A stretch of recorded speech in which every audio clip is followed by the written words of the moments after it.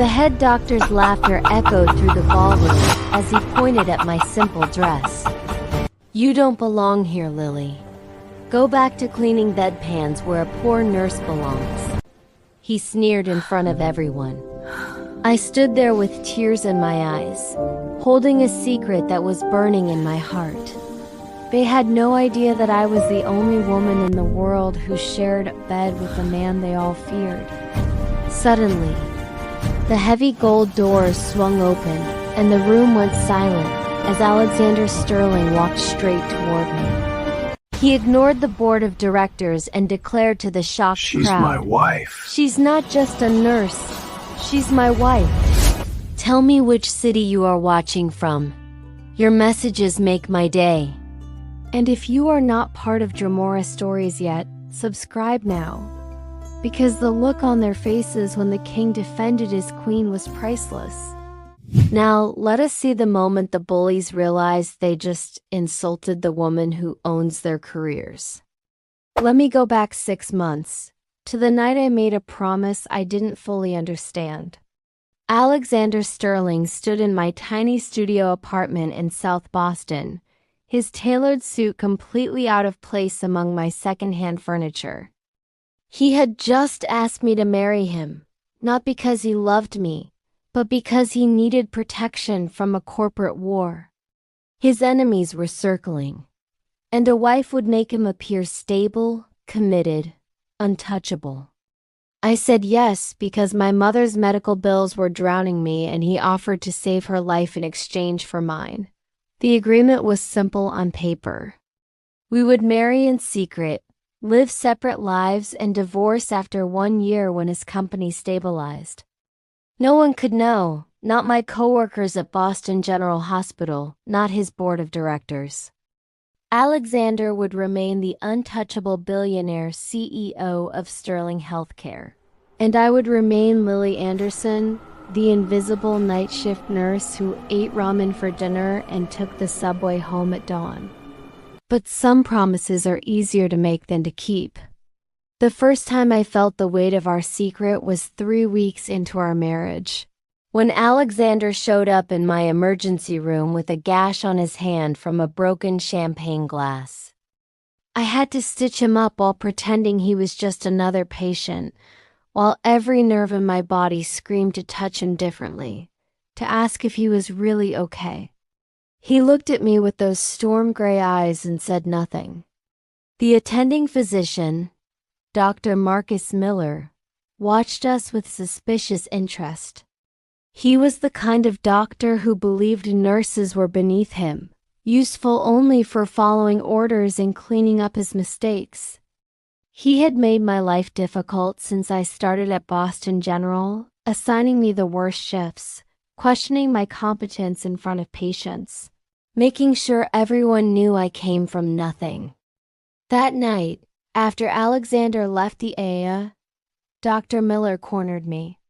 He asked if I knew who that man was, if I understood that people like Alexander Sterling didn't notice people like us. His tone suggested I had been caught staring too long at something I could never have. I wanted to laugh, to scream, to tell him that the man he worshipped from a distance had whispered my name in the dark just hours before. Instead, I nodded and went back to work. That's what this life had become, a series of moments where I swallowed the truth until it felt like I was choking on it. Alexander and I had rules to protect the arrangement. We never arrived or left together. We never called each other by first names in public. We never, ever let our guard down where anyone could see. The penthouse in Beacon Hill, where we technically lived together, felt more like a hotel where two strangers occasionally crossed paths. But here's what the contract didn't account for. It didn't account for the way Alexander started leaving coffee, exactly how I liked it on the kitchen counter before I left for my overnight shifts. It didn't account for the night I came home crying after losing a patient and found him still awake, waiting, pulling me into his arms without asking permission. It didn't account for the moments when the pretending felt harder than the truth. 3 months into our marriage, my mother's health stabilized. The experimental treatment Alexander's company provided was working, and for the first time in years, I could breathe without the crushing weight of medical debt and fear. I should have been grateful and nothing more. I should have remembered this was business, a transaction, a temporary solution to permanent problems. But gratitude was turning into something more dangerous, something that kept me awake at night wondering what would happen. Alexander never touched me beyond what was necessary for the appearance of normalcy. When we attended the few private events where we had to pretend to be a couple in love, his hand on my waist was professional. He treated me with distant kindness, like a roommate he respected but didn't particularly want to know. And yet, sometimes I caught him watching me with an expression I couldn't read, as if he was trying to solve a problem he didn't remember creating. The night that changed everything started innocently enough. Boston General was hosting its annual charity gala at the Fairmont Copley Plaza, a glittering event where wealthy donors came to feel good about themselves while surgeons and administrators networked for power. Nurses were technically invited, but everyone understood we were there as decoration, proof that the hospital cared about all its staff. Most of us didn't bother attending because the cost of an appropriate dress could feed us for a month. Dr. Miller made a point of personally inviting me. He found me during my break, holding a crumpled flyer for the gala, and said he thought it was time I saw how the other half lived. His smile was sharp, predatory. He said maybe if I attended events like this, I would understand why I needed to work harder, be better, earn the respect that doctors deserved and nurses had to fight for. I knew this wasn't kindness. This was a setup, a chance to humiliate me in front of everyone who mattered. I should have declined, but something in me refused to hide anymore. I was tired of being treated like I was less than human. I was tired of swallowing insults and accepting that my place was in the shadows. So I said yes, and Dr. Miller's smile widened, like he had just won a game I didn't know we were playing. He told me he looked forward to seeing me there, and I knew he was already planning how to destroy me. Alexander didn't know about the gala invitation. We were barely speaking by then, our paths crossing less and less. The few times we were home together, he was distracted, exhausted, unreachable. I told myself this was good, that emotional distance made the inevitable ending easier. I told myself I wasn't hurt when he fell asleep on the couch instead of coming to bed. But the truth was, I had started falling for my fake husband, and every moment of his absence felt like confirmation that I was foolish to hope for more. Alexander Sterling had saved my mother's life and given me financial stability. The contract we signed was clear about what this was and wasn't. I was the one breaking the rules by wanting something real. The night of the gala, I pulled out the only formal dress I owned, a simple blue shift dress. It was outdated, too plain, obviously cheap, but it was all I had. I did my hair myself, pinned it up in a style I copied from a YouTube video. I put on the small pearl earrings my grandmother left me. When I looked in the mirror, I saw exactly what Dr. Miller wanted everyone to see. A poor nurse playing dress up, trying to belong in a world that would never accept her. Alexander was in Tokyo for meetings. I knew because I had checked his calendar, a habit I developed to avoid accidentally running into him at home when I wasn't prepared to pretend everything was fine. He wouldn't be back for another 3 days. Part of me was relieved because it meant I could attend this gala, survive whatever humiliation Dr. Miller had planned, and never have to explain why I put myself through it. Alexander would never know how badly I wanted to prove I was worth more. The ballroom at the Fairmont was stunning, all crystal chandeliers and gold accents, with floor-to-ceiling windows overlooking Copley Square. Women in designer gowns drifted past me like I was invisible, their jewelry probably worth more than I made in a year. Men in custom tuxedos clustered around bars and buffet tables, laughing too loud at jokes that weren't funny, performing wealth and success for each other. I felt like an imposter, like everyone could see through my cheap dress and borrowed confidence. Dr. Miller spotted me immediately. He was surrounded by the hospital's chief of surgery, several board members, and a cluster of residents who hung on his every word like he was teaching them how to breathe. His eyes lit up when he saw me, the way a cat's eyes light up when it spots a trapped mouse. He excused himself from his admirers and walked straight toward me, his smile growing wider with each step. I knew this was the moment he had been planning, the public execution he had invited me here to witness. He didn't waste time with pleasantries. He pointed at my dress and laughed, a loud theatrical laugh designed to draw attention. Within seconds, conversations around us stopped, heads turned, people stared. "You don't belong here, Lily," he said loudly enough for half the ballroom to hear. "Go back to cleaning bedpans where a poor nurse belongs. This event is for people who actually matter in healthcare, not for the help who empty the trash." The room went silent. I felt hundreds of eyes on me, judging my dress, my shoes, my presence. Some people looked uncomfortable, but no one spoke up. Some smiled, enjoying the spectacle. Dr. Miller's residents laughed obediently, performing loyalty to their mentor. The chief of surgery raised an eyebrow but said nothing, his silence its own form of approval. I stood there frozen, humiliation burning through my chest like acid, tears threatening to spill over because I had known this would happen and I came anyway. But here's what Dr. Miller didn't know. Here's what none of them knew as they watched me stand there and take it. I wasn't just Lily Anderson, the night shift nurse who took abuse with her head down. I was Lily Sterling, though I had never used the name. The tears in my eyes weren't just from shame.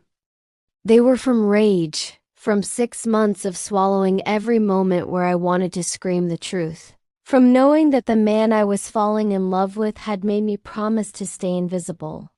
Dr. Miller leaned in closer, his voice dropping to a vicious whisper only I could hear. "You thought you could just show up here and make friends, network your way to relevance?" he hissed. "You're nothing, Lily. People like you don't get to climb out of the basement. We keep you there because that's where you belong. Now leave before you embarrass yourself further, or I'll make sure you lose your job entirely." I opened my mouth to respond, though I had no idea what I could possibly say that wouldn't make this worse. But before I could speak, I felt it. A change in the air. A collective inhale from the crowd. The heavy gold doors at the entrance swung open with a sound that cut through every conversation. And Alexander Sterling walked in. He wasn't supposed to be here. He was supposed to be in Tokyo closing a deal. But there he was, crossing the ballroom floor in a black tuxedo that probably cost more than my annual salary, his presence commanding every eye in the room. People stepped aside without thinking, creating a path straight to me. His face was unreadable, that mask of cold control he wore in business settings. But his eyes were locked on mine, and I saw something there that made my breath catch. Dr. Miller's smile faltered. He straightened up, stepping slightly away from me as if distance could erase what he had just done. The board members who had been laughing seconds ago suddenly looked nervous, adjusting their ties, checking their phones.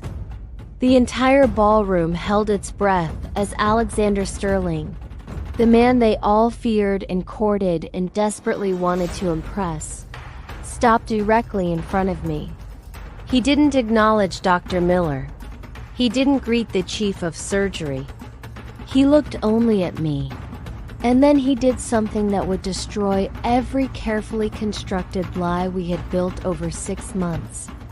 He reached out and gently wiped a tear from my cheek with his thumb, the gesture so intimate that several people gasped. Then he turned to face the room, his arm sliding around my waist, pulling me against his side in a claim that was unmistakable. "She's not just a nurse," he said, his voice carrying across the silent ballroom. "She's my wife." And every single person in this room who thought it was acceptable to humiliate her just made the worst mistake of their career. His words landed like bombs. I felt the shock wave of revelation hit the crowd, saw jaws drop, saw Dr. Miller's face drain. The chief of surgery looked like he might faint. Board members pulled out phones, probably calculating how quickly they could distance themselves from the situation. Alexander's grip on my waist tightened slightly, the only sign that he was as affected by this revelation. We had broken our cardinal rule. The secret that was supposed to protect us both was now public, permanent, impossible to take back. And he had chosen to do it here, in front of everyone who mattered, destroying his own carefully maintained image. I should have felt vindicated, triumphant. Instead, I felt terrified because I didn't know what this meant for us. Dr. Miller tried to recover. He forced a laugh that came out strangled and wrong. "Mr. Sterling," he stammered. "I had no idea if I had known." Alexander cut him off with a look that could freeze blood. "You had no idea," he repeated slowly. "You had no idea that the woman you've been tormenting for months was someone I care about. Does that change anything for you, Dr. Miller?" The question hung in the air. Dr. Miller's mouth opened and closed, no sound coming out. Around us, I could hear people whispering, phones buzzing as the news spread beyond this ballroom. Alexander Sterling's secret wife. The nurse no one noticed. The scandal that would dominate Boston's social circles for months. I wanted to disappear, to run from this room and never come back. But Alexander's arm around me was steady, grounding. "It should change everything," Alexander continued, his voice dropping to something dangerous. "Because Lily Anderson Sterling is not just my wife. She's the most competent medical professional I've ever met. She's the reason Boston General's mortality rates dropped 15% this year. She's the person who works overnight shifts saving lives while you take credit for her work in board meetings. And if you think her value is determined by her job title or her bank account, then you don't deserve to practice medicine at all." He turned to the chief of surgery, who looked like he was desperately trying to become invisible. "Dr. Chen, I believe we need to have a conversation about the culture of harassment at this hospital. My company owns 60% of Boston General's operating budget. I'm sure you understand what that means if we discover this behavior is institutional rather than isolated." Dr. Chen nodded frantically, already backing away, probably already planning which scapegoats to sacrifice to save his own position. Then Alexander looked at Dr. Miller one final time. "You're fired, effective immediately. Security will escort you out. Your medical license review will begin Monday morning, and I will personally ensure every hospital in the city knows exactly why you're unemployable." Dr. Miller's face went from pale to red. He tried to argue, to threaten, to remind Alexander that he was chief of cardiology, that he had rights, that this was unfair. But two security guards were already approaching. The ballroom erupted into chaos as Dr. Miller was escorted out, shouting about lawsuits and reputations. Conversations exploded around us, everyone trying to process what they had just witnessed. Alexander ignored all of it. He turned back to me, his hand coming up to cup my face, his thumb tracing my cheekbone in a gesture that felt achingly intimate. "Are you okay?" he asked quietly, and the gentleness in his voice nearly broke me. I wasn't okay.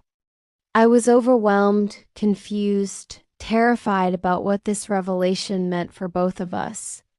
The protection of secrecy was gone. His enemies would now see me as a target. My life at Boston General was over whether I wanted it to be or not. Everything we had carefully built was demolished in 60 seconds because he chose me over his strategy, me over his safety. And I didn't know if that was love or impulse or something else entirely, but I couldn't breathe past the weight of it. But what I said was, "Why did you do that?" "We had an agreement. You were supposed to stay in Tokyo. You were supposed to let me handle this on my own." Alexander's jaw tightened. "I got on a plane the moment I saw your calendar and realized you were coming here tonight," he said. "I knew Miller had been making your life hell. I knew he would use this event to humiliate you. And I couldn't let that happen, agreement or not, because apparently I'm not as good at pretending this is just business as I thought I was." His words hit me like a confession. Around us, people were watching, their phones out, recording everything. This moment would be news by morning, dissected and analyzed and gossiped about in every social circle that mattered. Alexander Sterling's secret marriage. The poor nurse and the billionaire CEO, the scandal that would define us both. But all I could focus on was the way he was looking at me.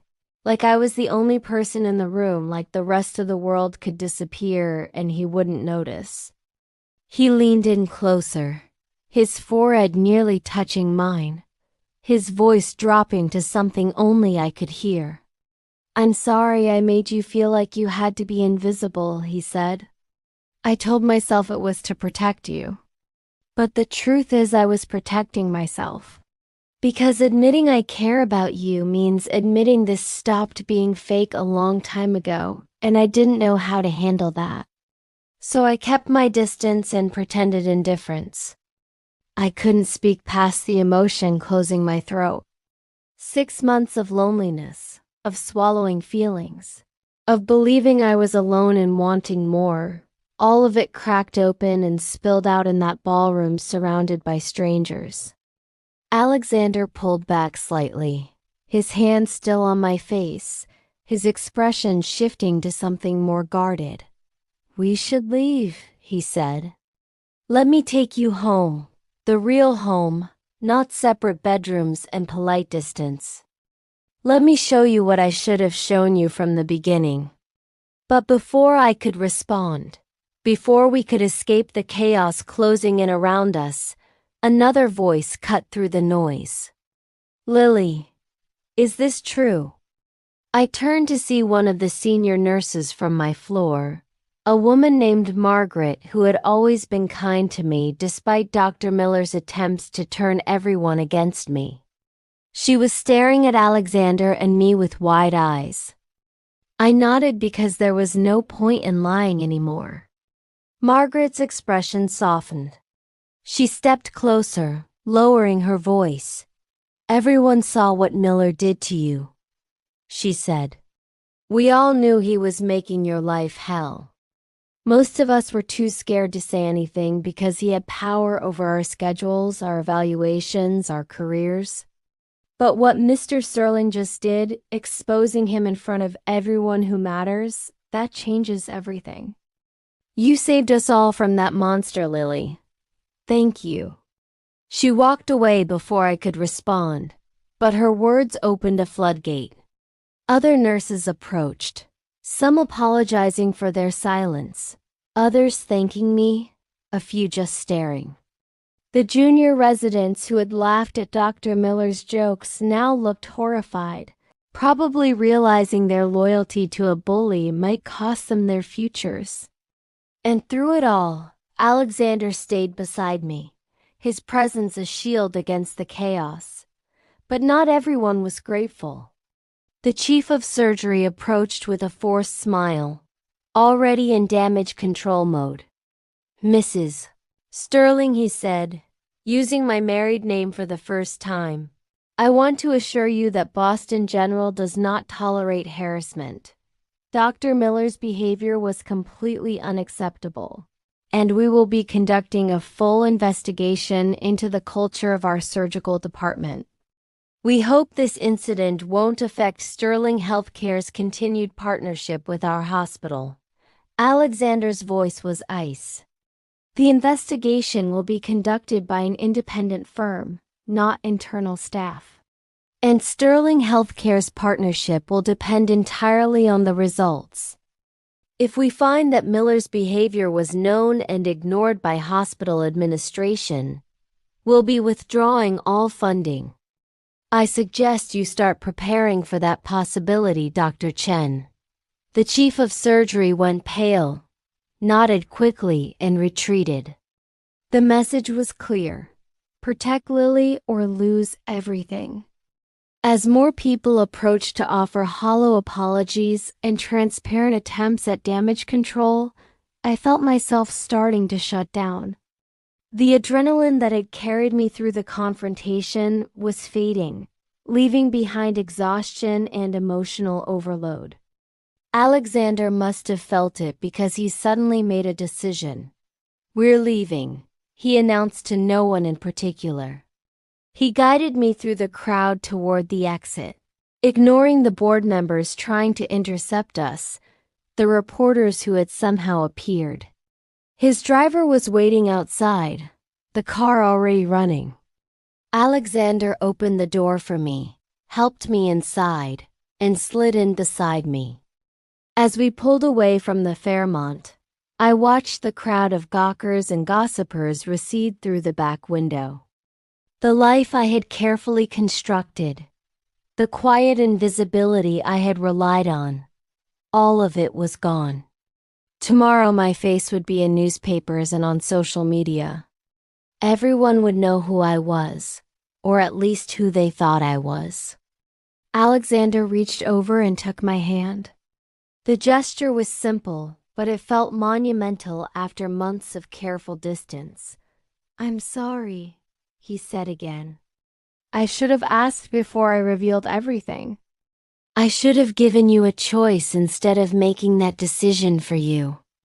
But watching him humiliate you, knowing I had the power to stop it and was choosing not to because of some corporate strategy, I couldn't do it. I looked at him, really looked at him, and saw something I had missed before. Alexander Sterling, the untouchable billionaire CEO, looked vulnerable. His mask was cracked, and underneath I could see fear and uncertainty and something that looked heartbreakingly like hope. He was terrified that he had made the wrong choice, that I would hate him for taking away my ability to fight my own battles, that this revelation would push me away instead of bringing us closer. And suddenly I realized we had both been pretending, both hiding, both too scared to admit what was really happening between us. When we arrived at the penthouse, Alexander was quiet. He helped me out of the car, but his hand lingered on mine. The elevator ride up was silent, charged with everything we hadn't said. Inside the apartment, I kicked off my uncomfortable shoes and stood in the middle of the living room, suddenly aware that this space had never felt like home. Alexander loosened his tie, poured 2 glasses of whiskey, and handed me one.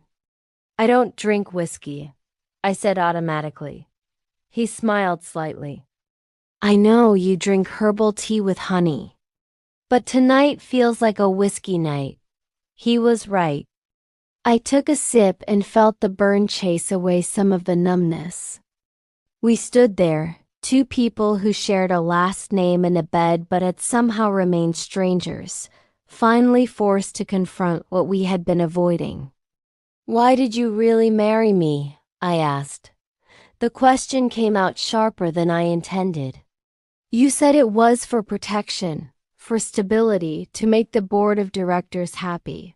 But you could have married anyone, Alexander. You could have found some socialite who would have played the part perfectly and never asked for anything real. Why choose me, a nurse with nothing to offer but medical bills and student loans?" He set his glass down carefully. "Because you were safe," he said honestly. "The night we met, you were in the treating a homeless man like he mattered. Like his life had the same value as anyone else's. You didn't recognize me, didn't care who I was, just focused on saving him. And I realized you were the only person I had met in years who saw people instead of opportunities. I thought if I married you, it would be clean, transactional." "What changed?" I pressed. "When did you stop seeing this as just a transaction?" Alexander ran a hand through his hair, a rare gesture of frustration. "I don't know if I can point to one moment," he admitted. "Maybe it was the third week when I came home late and found you asleep on the couch with medical journals spread around you because you were studying for a certification you didn't even need. Maybe it was the night you came home crying and I held you and realized I would do anything to make sure you never felt that broken again. Or maybe it was this morning when I was in Tokyo and all I could think about was getting back to you." He stepped closer. "I have been lying to myself, Lily, telling myself this was temporary, that I could keep my distance, that when the year was up I would let you go and move on like nothing happened. But the truth is I don't know how to let you go anymore. The truth is I'm terrified because I've never felt this way about anyone, and I have no idea if you feel even a fraction of what I'm feeling." I set my glass down and walked toward him.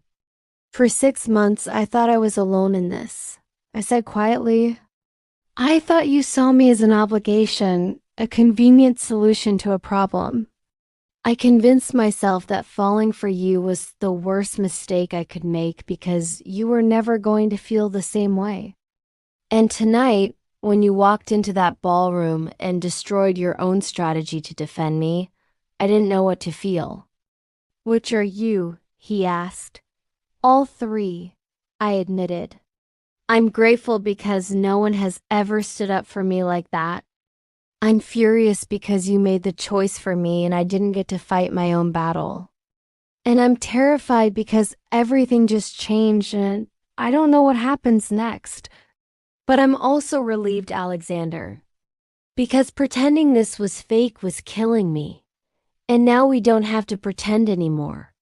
He closed the distance between us, his hands coming up to frame my face. "If we do this, if we make this real, it won't be easy," he said. "My enemies will see you as a target now.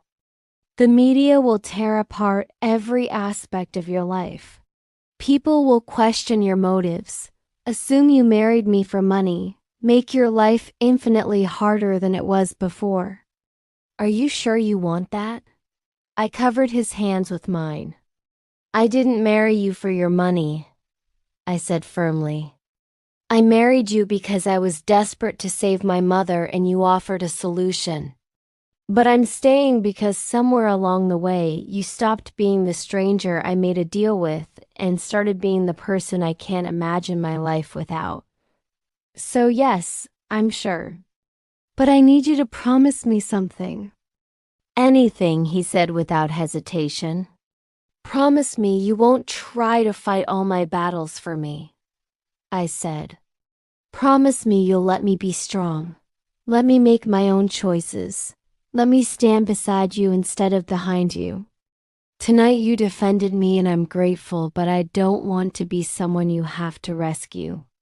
I want to be your partner, your equal, someone who fights with you, not someone you protect from the world. Alexander's expression softened. You're already the strongest person I know, he said. And I promise I'll try, but you have to understand that watching someone hurt you and not intervening goes against every instinct I have. It's not about thinking you're weak, Lily. It's about caring so much that the idea of you in pain is unbearable. But I hear you, and I'll do better. We'll figure out how to do this together. Then he kissed me, and it was nothing like the careful, calculated kisses we had shared for appearances. This was raw, desperate, 6 months of suppressed emotion pouring out between us. I felt his hand slide into my hair, felt myself pressed back against the wall, felt every carefully maintained boundary dissolve. And when we finally broke apart, both breathing hard, I knew there was no going back from this. We stood there for a long moment, foreheads pressed together, trying to catch our breath. The city lights of Boston stretched out behind us through the floor-to-ceiling windows, and for the first time since I moved into this penthouse, it felt like home. Not because of the luxury or the view, but because the walls between us were finally coming down. Alexander pulled back slightly, his thumb tracing my lower lip. "Stay with me tonight," he said. Not in separate rooms, not pretending. Just us figuring out what we are to each other. I nodded, and he took my hand, leading me down the hallway to his bedroom. I had never been inside before, honoring the boundaries we had set. It was surprisingly simple, all dark wood and clean lines, with a wall of books and a view of the harbor. He helped me out of my thrift store dress with a gentleness that made my heart ache, his fingers trailing over my skin. And when we finally fell into bed together, it wasn't about sex or obligation. It was about finally being honest, finally allowing ourselves to want what we had been denying for months. Later in the dark with his arms around me and the city quiet outside, Alexander spoke into my hair. I meant what I said, you know? About you being the most competent medical professional I've ever met. When I took over Boston General's budget analysis last year, I noticed something. The overnight E-shifts you worked had a mortality rate almost 20% lower than any other shift. I started digging, found incident reports where you caught medication errors. I turned to look at him in the darkness. You were watching me, I realized, long before we ever made this arrangement. He had the grace to look slightly embarrassed. I was reviewing hospital performance data, he said. You stood out. Not because I was looking for you specifically, but because your name kept appearing in success stories while getting none of the credit. Dr. Miller took credit for saves that were entirely your work. And when you walked into my office 6 months ago, desperate enough to agree to anything to save your mother, I already knew who you were. I knew you were someone special. Why didn't you tell me? I asked. Because I didn't want you to feel like I had chosen you for anything other than convenience, he admitted. I didn't want you to feel obligated beyond the arrangement we made. I thought if you knew I had been paying attention, you might question my motives, might feel like I had some agenda beyond needing a wife for business purposes. I wanted to keep things clean and simple. But nothing about us has been simple, and I'm done pretending it is. We lay there in the dark. Two people who had started as strangers bound by contract, and somehow found something real in the pretending. Tomorrow would bring consequences, media scrutiny, difficult conversations. But for tonight, we allowed ourselves to simply exist in this moment, honest and vulnerable and no longer alone. Alexander's breathing eventually evened out into sleep, but I stayed awake longer processing everything that had changed. The next morning, I woke up to sunlight streaming through unfamiliar windows and the smell of coffee. Alexander was already awake, standing by the window in sweatpants and a t-shirt, looking more human than I had ever seen him. He turned when he heard me move, a soft smile crossing his face. "Morning," he said. "I made breakfast, or at least I attempted it.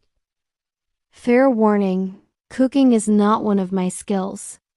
I joined him in the kitchen, where he had indeed attempted breakfast with mixed results. The eggs were slightly burned. The toast was too dark, but the coffee was perfect and the gesture made something warm bloom in my chest. We ate together at the kitchen island, a simple domestic moment that felt profound after months of careful distance. And then Alexander's phone started ringing, shattering the peace. He glanced at the screen and sighed. "It's my PR team. They've been calling since 5 this morning. The story is everywhere." "Answer it," I said. "We need to know what we're dealing with." He put the phone on speaker. "Alexander, we have a situation," a tense voice said without preamble. "The gala incident is national news. Every major outlet is running the story. Billionaire CEO's secret wife, the nurse and the mogul class warfare angles, speculation about prenups and motivations. Your personal life is being dissected in real time, and we need to get ahead of this before the narrative spirals completely out of control." "What do you recommend?" Alexander asked, his business voice sliding back into place. His PR director launched into a strategy involving carefully worded statements, controlled interviews, image management. But I could see Alexander's jaw tightening with each suggestion, could see him preparing to push back. And suddenly I realized this was exactly what I didn't want. Our relationship packaged and sold to make other people comfortable. "No," I said, interrupting the PR director mid-sentence. Everyone went silent. No carefully crafted statements, no image management. "We're not going to apologize for existing or explain our relationship to strangers. If people want to judge us, let them. We know the truth, and that's all that matters." Alexander looked at me with something like admiration. "You heard her," he said to his team. "We're not doing damage control. Release a simple statement confirming the marriage, nothing more. Anyone who has a problem with it can deal with their feelings." There was sputtering on the other end of the line, arguments about reputation and business implications. Alexander listened for exactly 30 seconds before cutting them off. "I pay you to manage my company's image, not my personal life. The statement will be brief and factual. End of discussion." He ended the call and turned to me. "That was incredibly attractive," he said with a slight smile. "Watching me shut down a room full of people trained in manipulation." But the calls kept coming. Board members, business partners, society connections, everyone wanting to know the story, to offer congratulations laced with curiosity, to position themselves in this new narrative.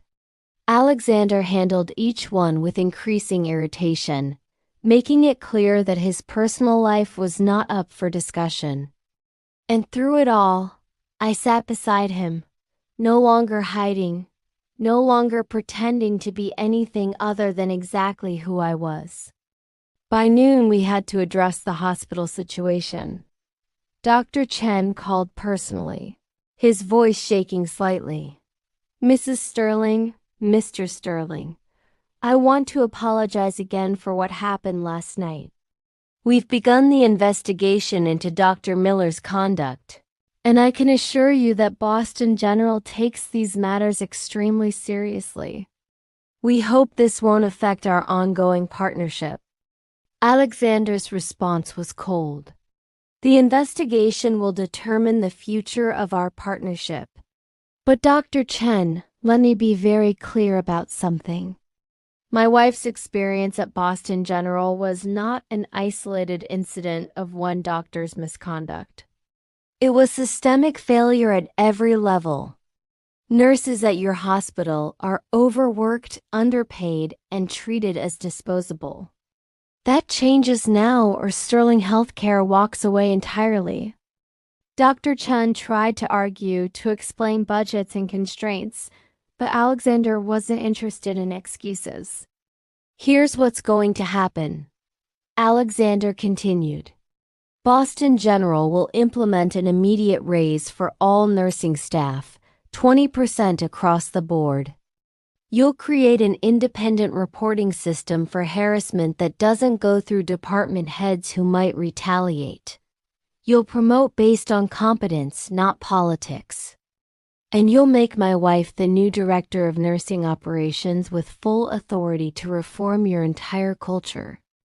The silence on the other end was profound. Finally, Dr. Chen's voice came through. Careful and calculating. That's a very generous offer, Mrs. Sterling. But perhaps you'd like some time to consider such a significant role change. I opened my mouth to politely decline, to say I wasn't qualified for that kind of position. But then I caught Alexander's eye and saw the challenge there. The unspoken question of whether I meant what I said about being his equal. I'll take the position, I said clearly, but on my terms. I want full budget authority, direct reporting to the board, and complete independence from medical staff hierarchy. I want the power to hire and fire based on performance and ethics. And I want it in writing that nursing staff will have equal representation in all hospital policy decisions. If you can't agree to those terms, then Mr. Sterling is right to walk away from Boston General entirely. Another silence, then. We'll have the contracts drawn up by end of business today. Welcome to hospital administration, Mrs. Sterling. The call ended, and I sat there slightly stunned by what I had just agreed to. Alexander was watching me with undisguised pride. That was perfect, he said. You didn't ask for the position. You negotiated terms that will actually change things. That's leadership, Lily. That's power used correctly. But I'm not qualified, I protested. I don't have an MBA or administrative experience. I'm a nurse who works overnight shifts. He shook his head. You have 7 years of frontline experience seeing exactly what's broken in hospital systems. You have the respect of the staff who actually keep hospitals running. And you have something most administrators lack. You actually care about patients more than politics. You're more qualified than anyone they could hire with a fancy degree. The rest of the day was a blur of phone calls, statement releases, and watching ourselves become a story we had no control over. Social media was brutal, with people attacking me as a gold digger, defending me as a working-class hero. News outlets ran photos of me from the gala looking small and out of place next to Alexander's commanding presence, crafting narratives about class and love and scandal. But through it all, we stayed together. We made decisions jointly, pushed back on suggestions that felt wrong, and slowly started building something real out of the arrangement that had started as pure transaction. When Alexander had a business call about the Tokyo merger, I sat beside him, learning his world. When I had to call the hospital to discuss my new position, he stayed quiet but supportive, letting me lead. We were figuring out how to be partners in every sense of the word. But that evening, Alexander suggested we get out of the penthouse, away from the phone calls and the pressure. He took me to a small diner in South Boston, not far from where I used to live. It was the kind of place where billionaire CEOs never went, with cracked vinyl booths and a laminated menu that hadn't changed in 30 years. The waitress recognized me, did a double take when she saw Alexander, but said nothing beyond taking our order.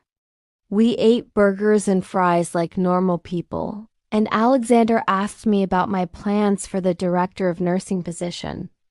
I found myself talking about reforms I had dreamed about for years, changes that would make nurses feel valued. He listened intently, asked smart questions, offered insights from a business perspective. And somewhere in that conversation, I realized we were building something neither of us had planned for. We were becoming a team. On the walk back to the car, Alexander took my hand. "I know today was overwhelming," he said, "and tomorrow will probably be worse. But I want you to know something, Lily. No matter what happens with the media or the business or the hospital drama, this is real for me now. You're not an arrangement or a convenience or a solution to a problem. You're the person I want to come home to, the person I want to build a life with. I should have told you that months ago." I stopped walking and turned to face him. The streetlights of Boston cast shadows across his face, and I saw a vulnerability there that the world never got to see. "I should have told you too," I said. "I should have been brave enough to say I was falling for you instead of hiding behind our agreement. But we're saying it now, and that matters. We get to decide what this becomes, Alexander. No one else gets a vote." He pulled me close, kissed me there on a South Boston sidewalk like we weren't news, like we weren't scrutinized. And when we finally pulled apart, I knew that whatever came next, we would face it together.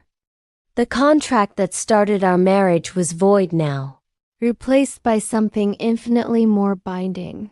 Choice. The choice to stay, to fight, to build something real.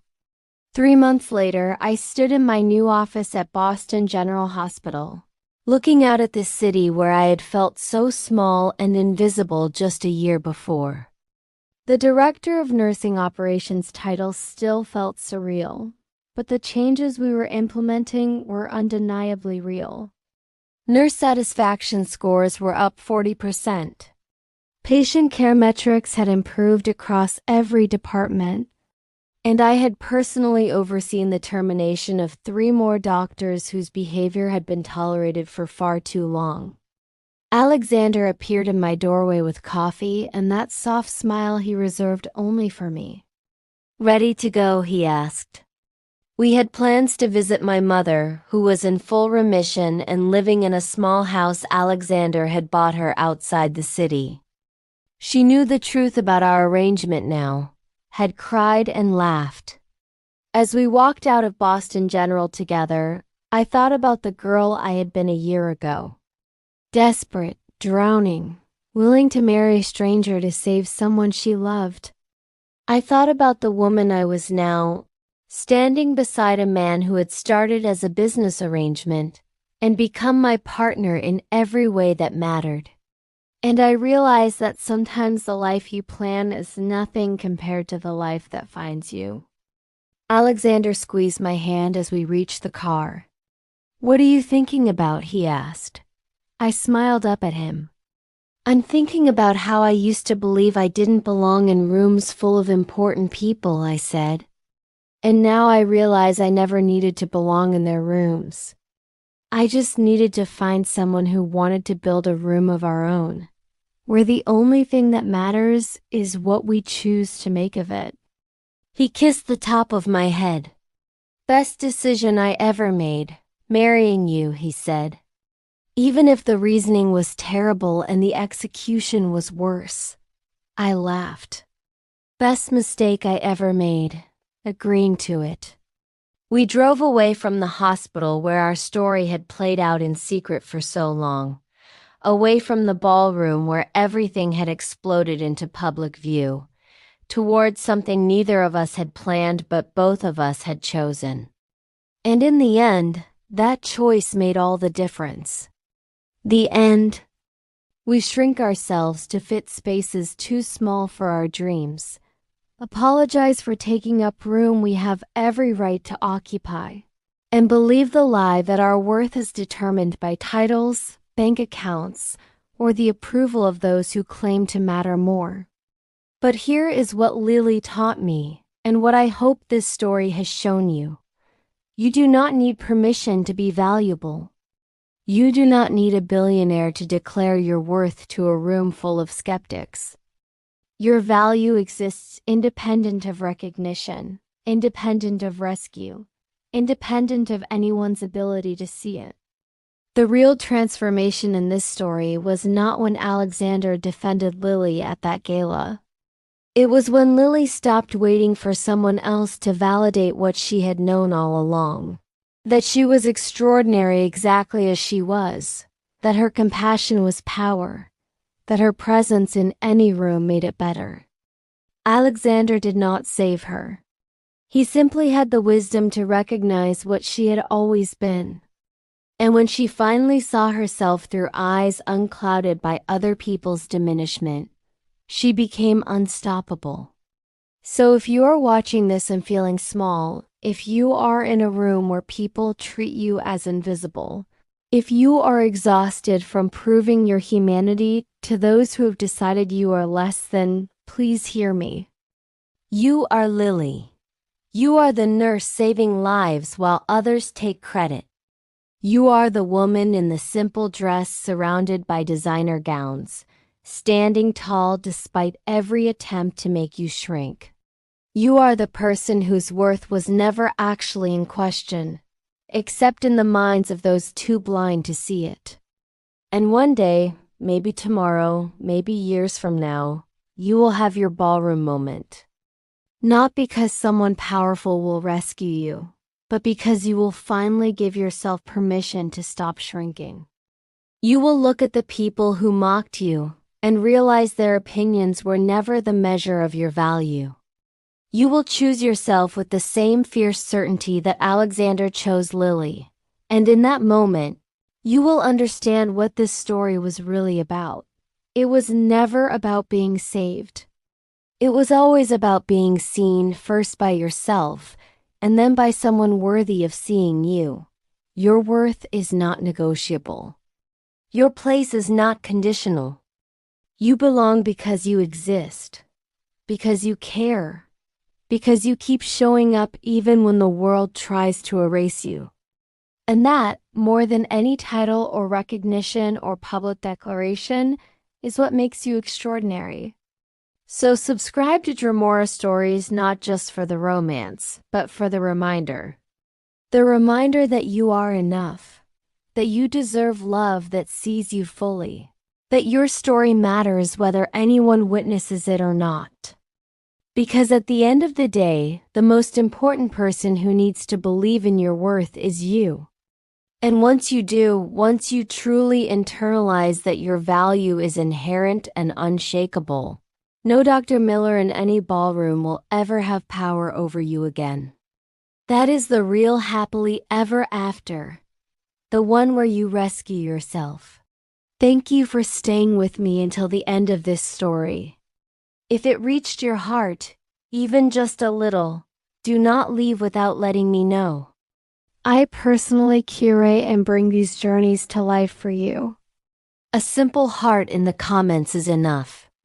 And if you want to feel more stories like this, stories about finding love in unexpected places, about choosing courage over comfort, about discovering that the person who saves you might be the one you were meant to save in return, make sure to subscribe to Dramora Stories.